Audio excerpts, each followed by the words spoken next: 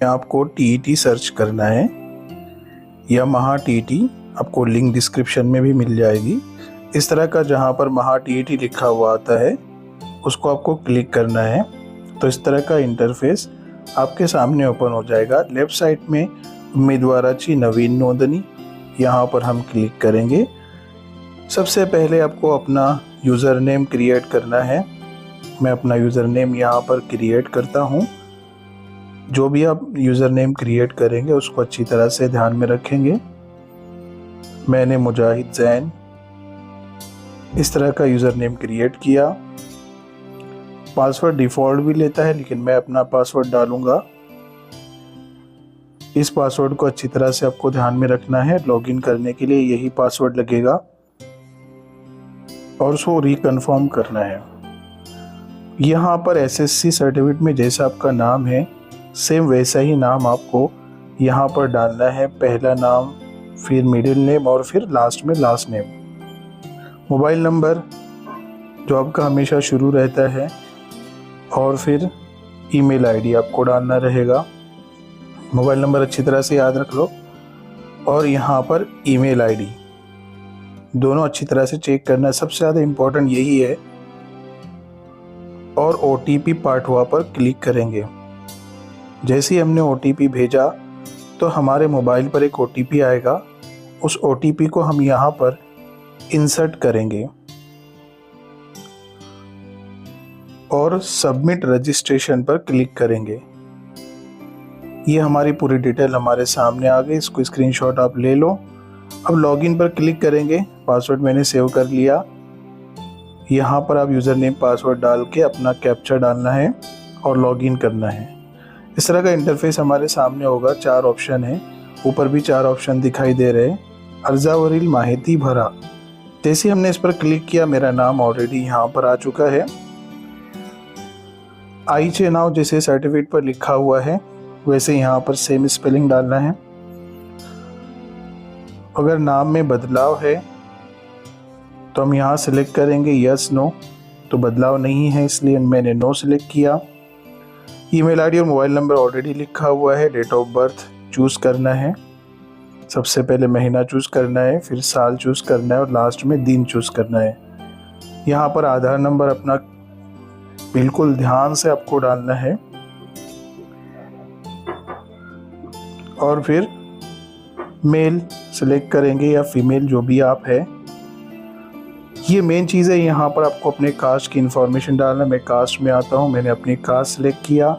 यहाँ पर caste certificate number जो कास्ट सर्टिफिकेट पर रहता है, जो हमें तहसील से मिलता है और वो कब इश्यू हुआ था उसका डेट भी हमें यहाँ पर डालना है।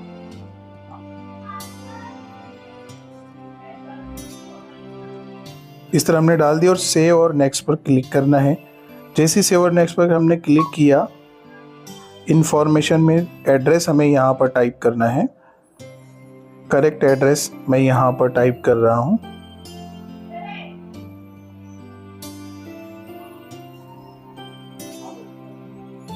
अब हमारी दूसरी स्टेप चल रही है। पहली स्टेप हो गई वैयक्तिक माहिती, ये दूसरी स्टेप चल रही है संपर्कासाठी माहिती। एड्रेस इंफॉर्मेशन, सिटी नंबर डालना है। उसके बाद आपका जो डिस्ट्रिक्ट है वो चूज़ करना है, तालुका चूज़ करना है।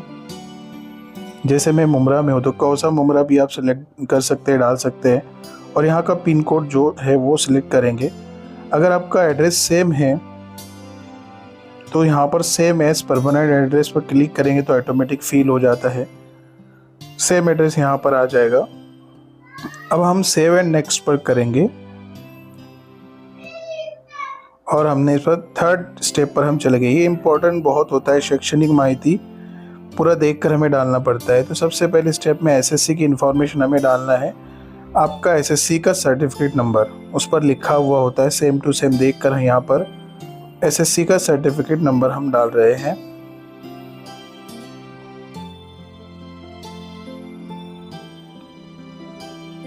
उसी के आगे 10वीं का सीट नंबर भी आपके मार्कशीट पर लिखा हुआ होगा, वहां से हम ये डाल देंगे, ये अपना seat number.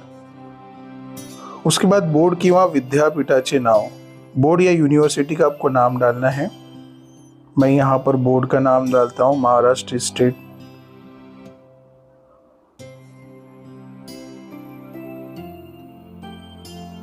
Board secondary and higher secondary education Pune. पूरा डालेंगे, पूरा इजीली बैठ जाता है। ये कितना भी लंबा नाम रहा तो इजीली बैठ जाएगा। उसके बाद आप कौन से साल सिलेक्ट हुए हैं, पास हुए हैं, पासिंग ईयर यहाँ पर डालना है। ये सब इन्फॉर्मेशन आपको वहाँ पर मिल जाएगी अपने सर्टिफिकेट पर, कितने नंबर आपको मिले हैं और कितने में से मिले हैं। ठीक है, ये इन्फॉर्मेशन हमने 10वीं की भरा है। अब HSC की हम भरेंगे। HSC पर हमने इसी क्लिक किया, ये इनेबल हो जाते हैं। यहाँ पर हम प्रमाण पत्र यानी सर्टिफिकेट नंबर जो 12वीं के सर्टिफिकेट नंबर पर है लिखा हुआ, उसके बाद सीट नंबर 12th का, ऊपर हमने 10th का डाला, अब 12th का डालेंगे। ये मेरा सीट नंबर है।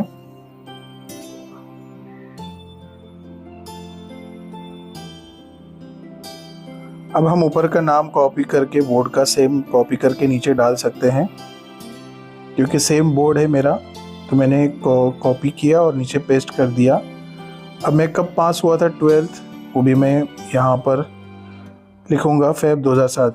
याद रखना दे, मैंने ऊपर गलती किया था, 2025 हो गया था, वहाँ पर 2005 चाहिए था, तो इसलिए मैं कह रहा हूँ पहले अब मंथ सिलेक्ट करना है, ईयर सिलेक्ट करना है और उसके बाद फिर डेट सिलेक्ट करना है। यहाँ पर आपको 10वीं 12वीं में कितने नंबर मिले थे और कितने में से मिले थे, यहाँ पर नोट डाउन करना है। हम नीचे स्क्रॉल जैसे ही करेंगे, ये हमने SSC और HSC की इंफॉर्मेशन भर दिया। हमने थोड़ा स्क्रॉल डाउन किया नीचे, तो यहाँ पर पदवीची माहिती भरना है, यानी आपने ग्रेजुएशन किया है, पास किया है तो पूरी इन्फॉर्मेशन, नहीं भी किया है तो अपीयर्ड है तो भी करना है। मान लो ग्रेजुएशन पर हम क्लिक कर रहे हैं, ग्रेजुएशन में मैंने क्लिक किया। अब यहाँ पर वो पूछ रहा है आपने क्या किया है ग्रेजुएशन में, तो मैंने BA किया। पास है या अपीयर है ये छोड़ दो, निकाल रिजल्ट, पास है या अपीयर्ड है, तो मैं पास हूँ, तो पास क्लियर सिलेक्ट करूँगा। अब उस बोर्ड का नाम लिखना है यहाँ पर जिससे मैंने BA किया, तो मौलाना आज़ाद नेशनल उर्दू यूनिवर्सिटी, ये मेरी यूनिवर्सिटी का नाम है। कितने नंबर मुझे मिले थे यहाँ पर मुझे लिखना है और कितने में से मिले। ये पूरी इन्फॉर्मेशन आप देखकर एक पेज पर लिख कर रख ले तो अच्छा रहेगा। उसके बाद हम थोड़ा आगे स्क्रॉल करेंगे। अब अगर MA है, पदव्युत्तर है, पोस्ट ग्रेजुएशन है तो भी इन्फॉर्मेशन डाल सकते हैं।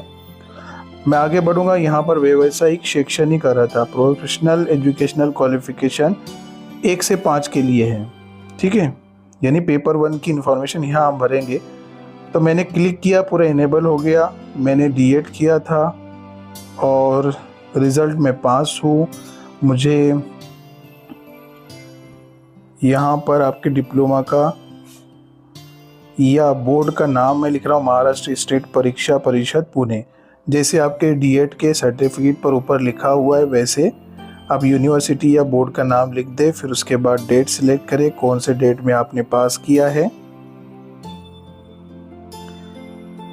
ये पूरी इन्फॉर्मेशन आपको सर्टिफिकेट पर मिल जाएगी, ठीक है। ध्यान से फिल आपको करना है, जो जो गलतियां यहाँ हो रही है आपको वहाँ नहीं करना है। उसके बाद फिर मैंने कितने गुण मुझे मिले, कितने में से मिले, ठीक है, और परसेंटेज, ये तीनों चीज़ें आपको डालना है। और आप कौन से ग्रेड में आपको नंबर मिले हैं, जैसे मुझे A में मिला है तो A+ या A में डाल देता हूँ। और D.Ed का प्रमाण पत्र नंबर मैं यहाँ पर डालूँगा, D.Ed का सर्टिफिकेट नंबर। ये सब आपको साथ में लेकर बैठना है, मार्कशीट और सर्टिफिकेट।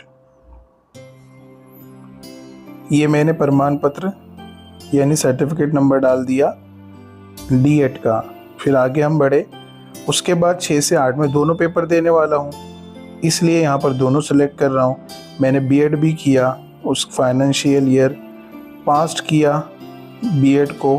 कौन से यूनिवर्सिटी से पास किया, मौलाना आज़ाद नेशनल उर्दू यूनिवर्सिटी। यहाँ पर उस यूनिवर्सिटी का नाम डालूँगा मैं, और कौन से साल में पास किया वो भी हमको यहाँ मेंशन करना है, मंथ और ईयर। उसके बाद कितने नंबर मिले हैं। चलो मेरे पास सर्टिफिकेट है तो पहले मैं सर्टिफिकेट नंबर डाल देता हूँ, गलती बिल्कुल ना करें आप। उसके बाद मिलाले गुण, कितने आपको नंबर मिले हैं, कितने में से मिले थे वो यहाँ पर मेंशन करना है। और यहाँ पर परसेंटेज और फिर ग्रेड। सेव और नेक्स्ट पर हम क्लिक करेंगे। अब हमको परीक्षा विषय यानी इन्फॉर्मेशन अबाउट एग्ज़ाम फिल करना है। सबसे पहले सेंटर हम चूज़ करेंगे। अब मैं थाने का हूँ तो मेरा डिस्ट्रिक्ट थाने है, मैं थाने में सेंटर चाहिए। और मुझे पेपर फर्स्ट और सेकंड दोनों के लिए चाहिए, मैंने दोनों सिलेक्ट किया, दोनों पेपर देने वाला हूँ।